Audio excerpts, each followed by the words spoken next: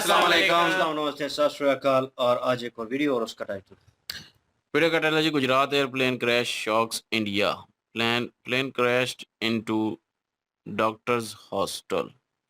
और प्रशांत सर की वीडियो है जी। ओरिजिनल वीडियो का लिंक डिस्क्रिप्शन में जो लाजमी इनको भी सपोर्ट करें, हमें भी सपोर्ट करें। मेरा नाम है राणा मोहम्मद, मेरे साथ हैं Mohammad Sameer Khokhar, Malik Sakhtar Iqbal. So guys, let's start.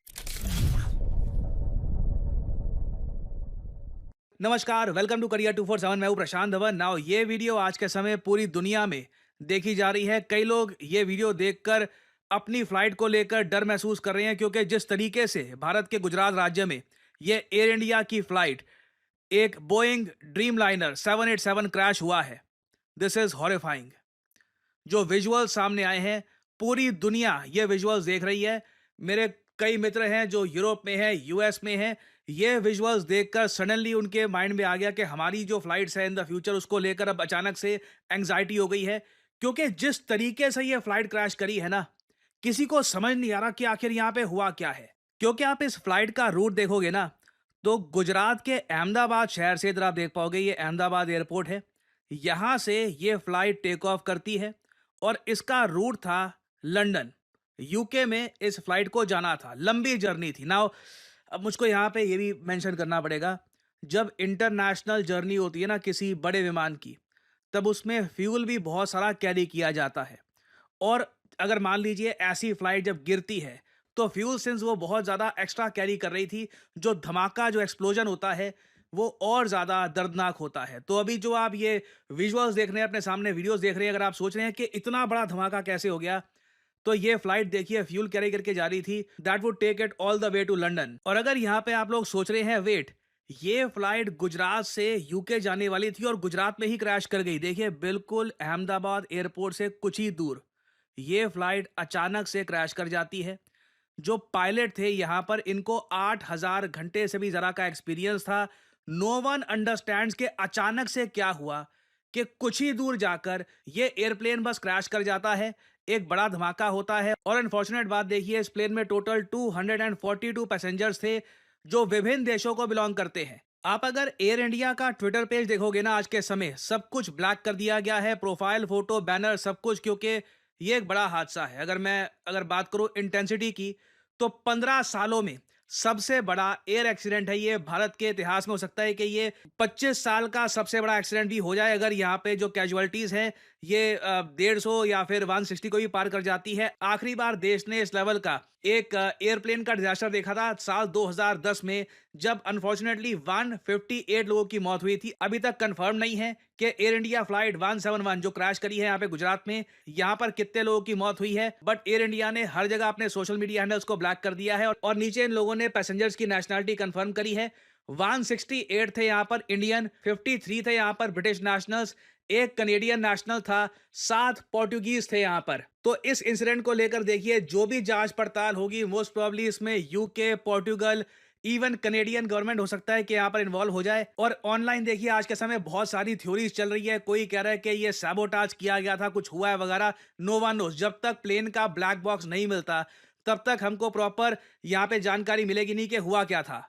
और कई लोग वैसे ये भी सवाल पूछ रहे थे कि क्या गुजरात के former chief minister Vijay Rupani भी यहाँ पर थे, तो इसका आंसर है हाँ, गुजरात के एक्स चीफ मिनिस्टर भी यहाँ पर थे। और कुछ रिपोर्ट्स क्लेम कर रही हैं कि कैजुअलिटीज में इनका भी नाम है। अगेन, कितने लोग यहाँ पर मारे गए हैं इसका एक्चुअल नंबर अभी आया नहीं है, क्योंकि कई लोग बुरी तरीके से इंजर्ड भी हैं यहाँ पर। और मुझको ये भी बोलना पड़ेगा, आप जो ये इमेजेस देख रहे हैं ना, कि ये प्लेन क्रैश कहाँ पे किया था, ये जो बिल्डिंग है ये एक डॉक्टर्स हॉस्टल की है। कई लोग कह रहे हैं कि जी ये हॉस्पिटल था, नहीं, डॉक्टर्स के लिए एक हॉस्टल बना रखा था, वहां पे जाकर उसकी छत पर यह प्लेन क्रैश हुआ है। 15 डॉक्टर जो यहां पर रहते थे वो भी बुरी तरीके से इंजर हुए हैं। Again, this is a tragedy, this is perhaps India की हिस्ट्री में जो one of the biggest tragedies हुई हैं उनमें इसको मेंशन किया जाएगा। और दुनिया भी इस ट्रेजेडी को इसलिए देख रही है क्योंकि ये पहली बार है जब बोइंग का 787 ड्रीम लाइनर, जो इनका सबसे बेहतरीन प्लेन माना जाता है, पहली बार इसका क्रैश हुआ है। और ये आपके सामने इमेजेस हैं हॉस्टल के अंदर की, जो यहाँ पे डॉक्टर्स खाना खा रहे थे, कुछ रेस्ट कर रहे थे। अचानक से एक बोइंग 787 आता है, बहुत सारे फ्यूल के साथ, बड़ा ब्लास्ट होता है, लोग बुरी तरीके से इंजर हो जाते हैं। जितना पढ़ता हूँ इस हादसे के बारे में, दिल उतना ज़्यादा उदास हो जाता है। और अगर इस हादसे को हम बाकी ग्लोबल डिजास्टर से कंपेयर करें तो आप एक पैटर्न नोट करोगे। रिसेंटली देखिए दुनिया भर में बोइंग के बहुत सारे जो ये प्लेन्स हैं ये एक एक करके क्रैश किए हैं और लोगों ने काफी बार बोइंग के एयरप्लेन्स की क्वालिटी पर भी सवाल उठाए हैं। अब इस पर्टिकुलर केस में क्या हुआ है, क्या कुछ सैबोटाज किया गया है, कुछ षड्यंत्र हुआ है, यहाँ पे कुछ इंजन का फॉल्ट था, ये अगेन मैं आपको बोलूंगा अभी स्पेकुलेशन मत करिएगा इसको लेकर। ब्लैक बॉक्स की डिटेल्स इस वक्त निकाली जा रही होंगी, बहुत ही जल्द हमको पता लग जाएगा कि यहाँ पर हुआ क्या था। बट ईदर वे ये एक और बोइंग एयरप्लेन का क्रैश है जो कुछ ही महीने के इंटरवल में हुआ है। इससे पहले आपको याद होगा दिसंबर 2024 में, लिटरली 29 दिसंबर 2024 में एक साउथ कोरियन फ्लाइट थी जेजू एयर की 2216, ये बुरी तरीके से क्रैश कर गई। 94 लोगों को अपनी जान गंवानी पड़ी। बोइंग ने ऑफिशियली कंडोलेंसेज अपनी दी कि देखिए ये जो हुआ है बहुत बुरा हुआ है। नाउ इस फ्लाइट के गिरने का जो एक्चुअल रीजन है ये आज तक सामने आया नहीं। कुछ लोग कहते हैं कि जी देखिए जो बर्ड्स हैं, जो डक्स हैं, वो इंजन में फंस गई थी, उसकी वजह से इंजन फिर बंद हो गया और ये क्रैश कर गया। ये बहुत ज़्यादा रेयर होता है और इवन जब ब्लैक बॉक्स को स्टडी किया गया तो कोई प्रॉपर यहाँ पे जानकारी मिली नहीं कि ये प्लेन आखिर क्रैश हुआ क्यों है। और उसके अलावा भी आप अगर देखोगे तो 2024 में कॉन्स्टेंटली बोइंग का प्लेन कहीं ना कहीं न्यूज़ में रहता है। जरूरी नहीं है कि हर बार ये क्रैश हो गया और 100-200 लोग मारे गए। कई बार ये प्लेन अचानक से माल फंक्शन कर देता है। न्यूज में यही आता है कि देखिए जो प्लेन है स्किड कर गया या फिर कुछ और प्रॉब्लम्स यहाँ पर आ गई, कुछ सिवियर टर्बुलेंस हो गई। बट कॉन्स्टेंटली हम ये देख रहे हैं कि बोइंग प्लेन से रिलेटेड जो ये इंस्टेंसेस हैं ये बढ़ते जा रहे हैं। और ये कोई मैं कहूँगा छोटी बात नहीं है कि कुछ ही महीनों के अंतराल में एक साउथ कोरियन फ्लाइट और अब एक इंडियन फ्लाइट, दो बड़ी फ्लाइट्स क्रैश हुई हैं और बहुत से लोगों की यहाँ पर जान गई है। और गुजरात के इस क्रैश के बाद आने वाले समय में आप देखोगे भारत में जो ये नाम है ना जॉन बार्नेट, इसकी काफ़ी चर्चा होगी। ये एक विसल ब्लोअर थे। इन्होंने 30 साल तक बोइंग में काम किया एज क्वालिटी मैनेजर। 2019 में इन्होंने बीबीसी को एक इंटरव्यू दिया और खुलकर बोल दिया कि देखिए बोइंग में जो प्लेन बनाए जा रहे हैं ये सब स्टैंडर्ड हैं। जो यहाँ पर पार्ट्स ये लोग काफ़ी जगह यूज़ करते हैं ये बहुत ज़रा ख़राब क्वालिटी के हैं। इधर आप देख पाओगे in 2019 Barnett claimed that workers were forced, literally workers काफ़ी बार जब बोलते थे ना कि ये जो पार्ट्स हम इंस्टॉल कर रहे हैं बोइंग के 787 में बहुत ज़्यादा ख़राब क्वालिटी के हैं, कल को प्रॉब्लम आ सकती है, तब उन पर प्रेशर डाला जाता था कि डेडलाइन मीट करनी है, प्रोडक्शन बढ़ानी है, कंपनी को प्रॉफिट चाहिए। तो कैसे भी करके टेढ़े मेढ़े पार्ट्स डालकर इन्होंने बोइंग ड्रीम लाइनर को आगे बस प्रोडक्शन के लिए भेज दिया। और इन्होंने बहुत सारे इश्यूज पॉइंट आउट किए थे कि जो इमरजेंसी ऑक्सीजन सिस्टम है बोइंग 787 में ये फेल कर सकते हैं फ्लाइट के दौरान। और बोइंग के स्टॉक को काफी लॉस हुआ था बिकॉज ऑफ जॉन बार्नेट। आप कह सकते हैं इन्होंने मिलियंस का नुकसान कर दिया था बोइंग का। अब अचानक से क्या होता है, इन्होंने बोइंग की पोल खोल दी। सडनली कुछ साल बाद ये मिस्टीरियस सर्कमस्टांसेस में मारे जाते हैं। अकेले अपने घर में बैठे हुए थे, बिना वजह खुद को गोली मार दी। और इनकी फैमिली ने रिसेंटली बोइंग पर केस किया है। इनकी फैमिली ने कहा है कि जॉन बार्नेट पर लगातार कैंपेन ऑफ हरासमेंट किया गया था, ह्यूमिलिएशन किया गया था जब इन्होंने रेज किए कंसर्न्स अबाउट सेफ्टी इश्यूज। तो आज का समय देखिए भारत में भी जॉन बार्नेट की जो वार्निंग्स थी उनको पढ़ा जाएगा, स्टडी किया जाएगा। और परहैप्स अब टाइम आ चुका है कि हम इस बात को भी देखें कि क्या भारत के पास ऑल्टरनेटिव है कमर्शियल एयरलाइंस का। क्योंकि आप अगर सोचकर देखो हम कंप्लीटली डिपेंडेंट है वेस्टर्न वर्ल्ड पर अपनी फ्लाइट्स के लिए। जो भी एयरप्लेन्स हैं या तो यूरोप से आते हैं या फिर यूएस से आते हैं। हमारे पास खुद कोई कंपनी नहीं है जो ये एयरप्लेन्स बना पाए। चाइना ने ऑलरेडी बोइंग के 737 और बाकी इनके एयरप्लेन्स को रिप्लेस करने का प्रोसेस शुरू कर दिया है। रिसेंटली जो इनका C919 है इसने काफ़ी टेस्ट भी पास कर लिए हैं। हालांकि देखना होगा कि ये बोइंग के टक्कर का प्लेन बना पाएंगे या नहीं बना पाएंगे। बट चाइना इस बात को लेकर काफ़ी हद तक क्लियर है कि ये यूएस पर या फिर यूरोप पर डिपेंड नहीं करना चाहते अपनी एयरप्लेन्स की नीड के लिए। तो अभी तो देखिए इस क्रैश को स्टडी किया जाएगा, इवैल्यूएट किया जाएगा यहाँ पर हुआ क्या है एक्चुअली। क्या साउथ कोरिया वाले केस की तरह बहुत सारी बर्ड हिट्स हुई हैं यहाँ पर या कुछ इंजन का इशू था। आई थिंक जो भी यहाँ पे रिजल्ट निकल के आता है लॉन्ग टर्म में even in the field of civil aviation हमें प्रॉपरली मेक इन इंडिया पर फोकस करना चाहिए। We should make airplanes, we should have companies जहां पे हम उनको अकाउंटेबल ठहरा पाए एयरप्लेन्स के स्टैंडर्ड को लेकर। क्योंकि अब मैं आपको साफ साफ बता दूं ये बात क्लियर हो चुकी है, कुछ ऐसा नहीं है कि ये प्लेन यूएस में बनते हैं अगर या फिर यूएस से कुछ पार्ट्स आते हैं तो कुछ ये बहुत ज़्यादा हाई क्वालिटी के हो गए।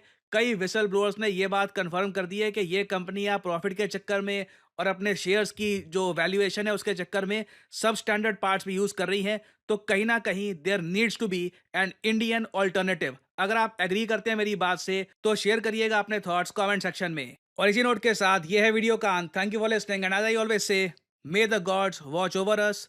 एंड जो भी यहाँ पर विक्टिम्स हैं, होपफुली ये सरवाइव कर पाए एंड ज़्यादा कैजुअलिटीज़ यहाँ पर ना हो।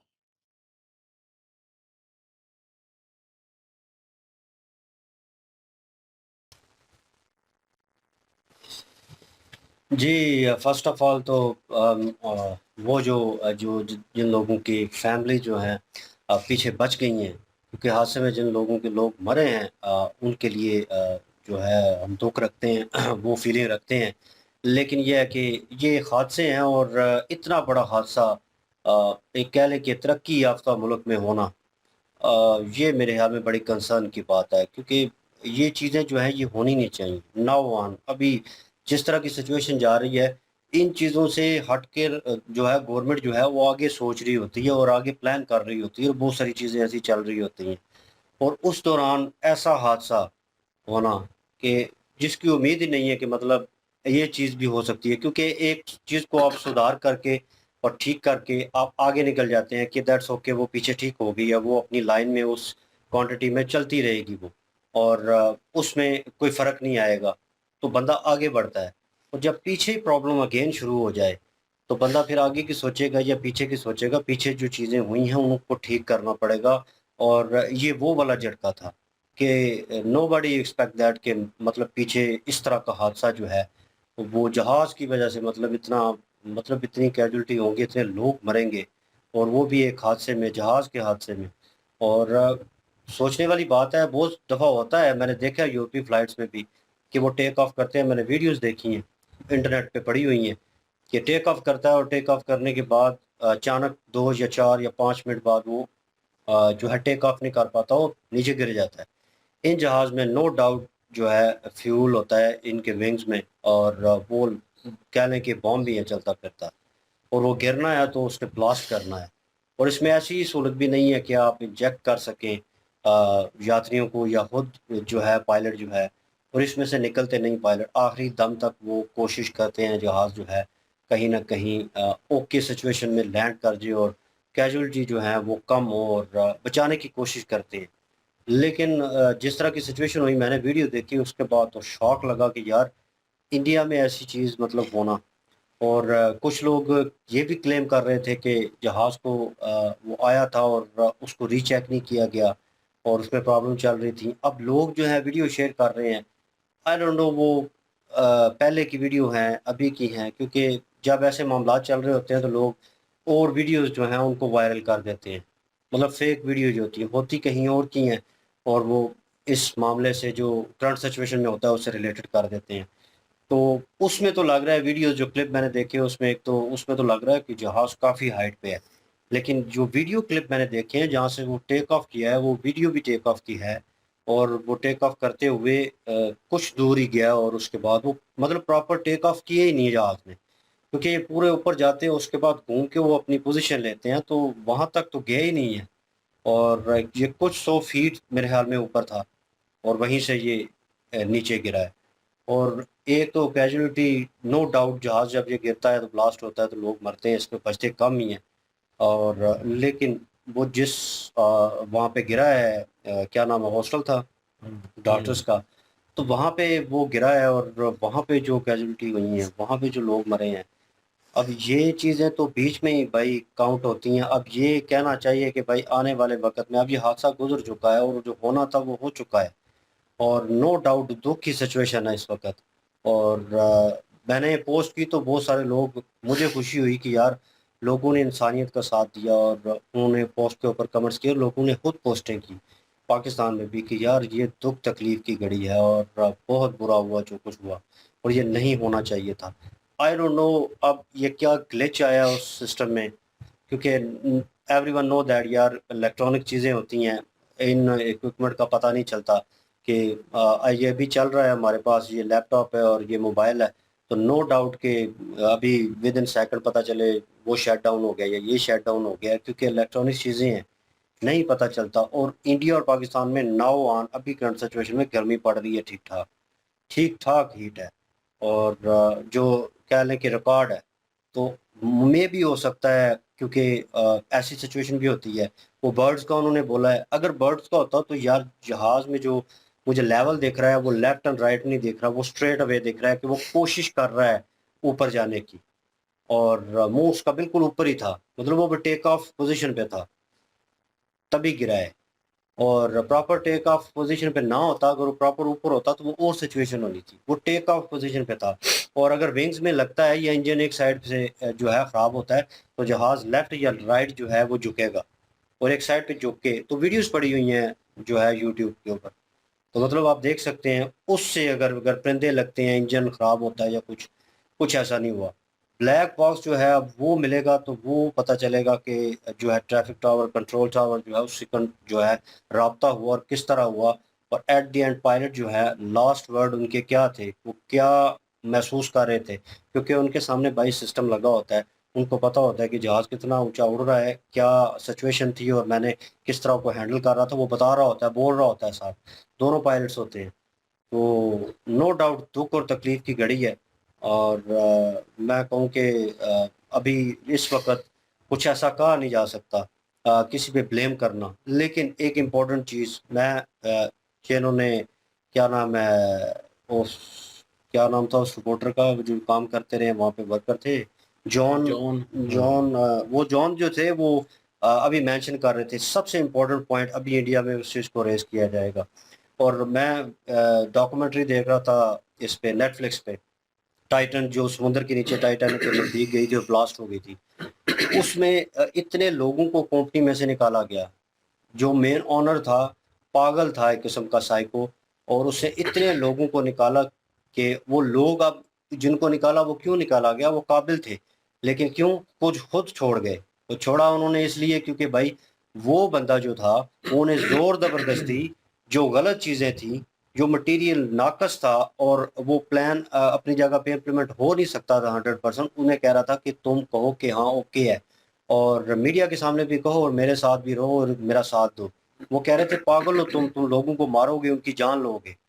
तो उसने जब जोर ज़बरदस्ती की, और इतनी ट्राई करने के बाद एट द एंड क्या हुआ, 5 बंदों की मृत्यु हुई स्ट्रेट अवे, और नीचे जाते हुए वो 4000 5000 फीट पे ब्लास्ट हो गया टाइटैनिक के नज़दीक, और बाद में मलबा ही मिला, डेड बॉडी का एक कह लें कि एक पोर्शन जो है वो भी नहीं मिला। तो सेम सिचुएशन जॉन ने भी यही जो है बताने की कोशिश की, और मे भी हो सकता है उसे राज पता थे कंपनी के, भाई वो काम करता रहे एज अ सीनियर पर्सन, तो उसने वो राज जो है रिवील किए होंगे, या कंपनी को डर होगा कि वो रिवील कर देगा और इससे हमारी कंपनी जो है वो नीचे जाएगी और उन्हें लॉस होगा।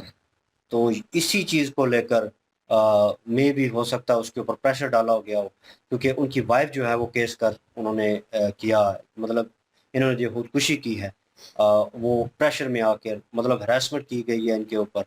तो वो चीज़ें जो हैं वो भी सामने आएंगी, अब इन चीज़ों को लाइट आउट किया जाएगा। मैं चाहता हूँ कि यार ये चीज़ें पहले ही रिजॉल्व जो हैं वो हों, और अब देखा जाए तरक्की याफ्ता मुल्क है इंडिया, और इन चीज़ों के ऊपर ध्यान दिया जाए। ये छोटी सी बात नहीं है, दूसरे जो एरोप्लेन होते हैं उनमें कम से कम आप इजेक्ट कर सकते हैं और आप निकल सकते हैं। अमेरिकन टेक्नोलॉजी उन्होंने यूज़ करनी थी, उन्होंने एक आइडिया दिया था कि प्लेन का बैक साइड ओपन होगा और पूरी की पूरी लाइक अ ट्रे, ठीक है, वो निकल जाएगी बीच में से, पैसेंजर वाली जितनी भी सीटें हैं उस पैसेंजर को लेकर पीछे की तरफ निकलेंगी, नीचे जाएंगी और पैराशूट जो है ओपन हो जाएंगे, जो पैसेंजर है वो बच जाएंगे और पायलट जो है अपनी मदद आप जो है वो निकल जाएंगे वहाँ से। उन्होंने ये सिस्टम रखना था। अगर ये होता तो मे बी यहाँ पे काफ़ी लोगों की जान बच सकती थी। और इतना मैं कह रहा हूँ कि पूरी दुनिया जो है इतनी तरक्की कर रही है, और बड़ी बड़ी जितनी भी कंट्रीज हैं उनको सोचना चाहिए यार इस बारे में, क्योंकि जब भी ये जहाज़ जो है क्रैश होते हैं तो इसमें भाई लोगों की मृत्यु जो है कंफर्म होती है, बचता कोई भी नहीं है, ये भी रियलिटी है। और इसके ऊपर कोई भी नहीं सोच रहा, हर चीज़ का ध्यान रखा जाता है कि विंड किस तरफ चल रही है, और एयरपोर्ट के नज़दीक जो है कोई परिंदे या ऐसी चीज़ें जो हैं ना किसी को रखने दिया जाता है ना आने दिया जाता है, क्योंकि वो जहाज़ों के लिए खतरनाक होता है। सब सेफ्टी इंस्ट्रक्शन जो हैं वो कंप्लीट किए जाते हैं, तो कम से कम जहाज़ों का भी वो चीज़ जो है वो देखनी चाहिए कि वो भाई सेफ्टी इंस्ट्रक्शन कंप्लीट हैं कि नहीं। उसके बाद उनको फ्लाई जो है वो किक करना चाहिए। लेकिन उन्होंने जैसे कहा कि पार्ट जो हैं वो काफ़ी नाक़स थे और इनमें प्रॉब्लम्स थी। अब आई डोंट नो वो पार्ट्स की वजह से हुआ है, इंजन फेलियर की वजह से हुआ है, क्योंकि ऐसा लग रहा था कि जहाज़ जो है वो ज़ोर लगा रहा है और उसके बाद वो टोटल शट डाउन ही हो गया। वो एक लोहे का टुकड़ा ही था जो नीचे आता जा रहा था और ग्रेविटी के थ्रू, और वो ऊपर नहीं जा रहा था, और वो गिरा है जिस तरीके से। और मैं कहूँ जी, जिन लोगों की मृत्यु हुई है उनके दुख में हम भी बराबर के शरीक हैं। तकलीफ़ हुई है बहुत सुनकर, क्योंकि हमारे प्यारे भी उसमें हो सकते थे, और एज़ अ ह्यूमन बीइंग जो है उस चीज़ की वाक़ई तकलीफ़ हुई। बिल्कुल, ये बात तो सही है, काफ़ी पीड़ा वाली बात है और ये जो चीज़ें हो जाती हैं ना, हादसात जो होते हैं, इसमें बहुत सारे परिवार जो होते हैं, वो भी साथ घायल होते हैं। जो लोग वहाँ पे मौजूद थे प्लेन में, जिन लोगों के साथ ये हादसा हुआ, अब ये कन्फर्म तो नहीं बताया जा रहा कि कितने लोगों की मृत्यु हो चुकी है। लेकिन ये है कि हादसा बताया जा रहा है कि बहुत बड़े लेवल का है और 25 सालों में अगर देखा जाए तो ये एक ऐसी बड़ी तादाद का हादसा है, जिसको काफ़ी ज़्यादा एक बड़ा हादसा कहा जा सकता है। और पूरे हिंदुस्तान में इस चीज़ के ऊपर अभी चर्चा तो हो रही हैं कि ये हुआ तो हुआ कैसे? क्योंकि गुजरात से फ्लाई करना था जहाज़ और इसका जो टूर था वो लंदन तक था। अब लंदन तक अगर जाना है तो फ्यूल जो है ज़ाहिर-सी बात है वो भी ज़्यादा चाहिए। और फ्यूल से भरा हुआ प्लेन जो है वो अभी थोड़ी देर उड़ा है तो वो गिर चुका है और जो ही गिरा है तो उसके गिरने के बाद एक ऐसी जगह पे गिरा है, वहाँ पे जो लोग थे तकरीबन 15 लोगों का बताया जा रहा है कि वो काफ़ी बुरा इंजर्ड वो भी हुए हैं। उनके ऊपर भी काफ़ी ज़्यादा फ़र्क पड़ा है और दूसरी चीज़ ये है कि ज़ाहिर-सी बात है फ्यूल ज़्यादा होने की वजह से धमाका जो है, वो भी बहुत बड़े लेवल का हुआ है जिसमें लोगों के बचने के चांसेस जो हैं बड़े कम हैं।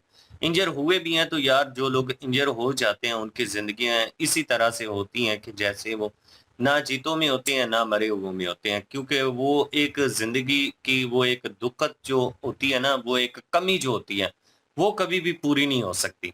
और उनके जो परिवार हैं उनके लिए भी ये काफ़ी ज़्यादा पीड़ा का एक लम्हा होता है कि उनको फिर सँभालना, उनकी वो केयर करना, काफ़ी ज़्यादा मुश्किल लाइफ़ हो जाती है। उस तरह से एक नॉर्मल जो लाइफ़ होती है, वो नहीं रहती। इसमें ये जो चीज़ें डिस्कस की जा रही हैं, अब ज़ाहिर-सी बात है, पूरी इंक्वायरी बैठेगी, जो कंपनी है, जिस कंपनी का ये प्लेन था, उस कंपनी के जो ओनर हैं, उनको बुलाया जाएगा, जहाँ पे ये चीज़ें तैयार होती हैं, देखा जाएगा कि मटीरियल इसमें नाक़स यूज़ तो नहीं हुआ। क्योंकि यहाँ पे एक व्यक्ति ऐसे भी सामने आ गए हैं, जो एक किस्म के गवाह बन गए हैं, उन्होंने अपने आप को अगर फायर किया है तो उनको मेंटली टॉर्चर किया गया होगा, मेंटली प्रेशराइज़ किया होगा, इस बात के ऊपर एग्री करने के लिए कि जो राज़ हैं आपने किसी से शेयर नहीं करने या उस बेचारे को पता होगा कि यार नाक़स मटीरियल यूज़ हुआ है तो किसी भी टाइम हादसा हो सकता है। मतलब कि इस तरह के जो अच्छे लोग होते हैं वो नहीं चाहते कि लोगों की जानों के साथ खेलना, कि अपने फ़ायदे के लिए किसी इंसान की जान लेना, तो कुछ लोग जो होते हैं वो सोच भी नहीं सकते। हो सकता है इसी मेंटली टॉर्चर में आके तो उन्होंने अपने आप को फायर कर दिया हो, कि यार मैं जिस कंपनी में काम करता हूँ, उस कंपनी में 2 नंबरी हो रही है लेकिन मैं वहाँ पे कुछ भी नहीं कर पा रहा और बहुत सारे जो लोग हैं उनकी जानों की ज़िम्मेदारी जो है मेरी भी उतनी है, जितनी कि दूसरे वर्करों की है। अगर इसमें कुछ लोगों की मृत्यु होती है तो वो अपने आप को समझते हैं कि शायद हम भी इस ये कह लें कि मृत्यु में बराबर के शरीक हैं और ये हमारे ऊपर जिम्मेदारी आती है। उस चीज़ को वो इतना अपने ऊपर हाइप कर लेते हैं कि वो चाहते हैं कि यार ये गलती जो हमसे हुई है, क्यों हुई है? उस पछतावे में आके तो वो अपने आप को फायर कर लेते हैं। जिस तरह के जॉन जो हैं उन्होंने भी अपने आप को इसी तरह से किया। अभी इंक्वायरी होगी और आने वाले टाइम में ही रिजल्ट पता चलेंगे कि ये हादसा जो हुआ है, इस हादसे का मेन रीज़न क्या था? बिल्कुल जी, बड़ा अफ़सोस है जी भाई, इतने लोगों की जो है मृत्यु हो चुकी है और बहुत बड़े दुःख की जो है बात है, बड़ा सहाने वाला दिन था कल। और जो है वो बाकी अभी किसकी गलती है, क्योंकि अभी काफ़ी सारी न्यूज़, फ़ेक न्यूज़ जो हैं वो भी गर्दिश कर रही हैं कि ये हो गया, वो हो गया, ऐसा हो गया, वैसा हो गया। तो अभी जो है ऑथेंटिक जो है नहीं पता कि क्या हुआ था और इंजन बंद हो गया था या कि जो है वो प्रॉब्लम कोई और चीज़ में आ गई थी और कई लोगों की जो है मृत्यु हो गई है। और हॉस्टल में जो लोग थे वो भी इंजर्ड हुए हैं। बहुत नुकसान हुआ है, ये इंसानियत का नुकसान हुआ है। सबसे ज़्यादा। और इस पे जो है वो जितना भी कहें कि वो दुख तो ज़ाहिर है उनको होता है जिनके अपने जाते हैं, असल दुख तो उनको होता है। लेकिन फिर भी जो है वो दुख की घड़ी में जो है उनके साथ है हम, और पूरी दुनिया जो है उनके साथ है। और आगे कोई ऐसा हादसा ना हो उसके लिए जो है वो एहतियाती तदबीर तो करनी पड़ेंगी। ये बोइंग में क्या मसले हैं उनको भी देखना पड़ेगा, जॉन ने क्या कहा उसकी तहकीक करनी पड़ेगी। और ये तो गवर्नमेंट्स लेवल पे जो है वो काम है और वो ज़रूर होंगे अब। तो आगे कोई हादसा ना हो, हमारी तो यही दुआ है, क्योंकि जो हो गया है उसको तो वापस कोई भी नहीं ला सकता।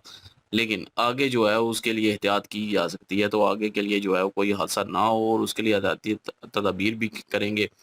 और बाकी जो है वो अफ़सोस की बात है।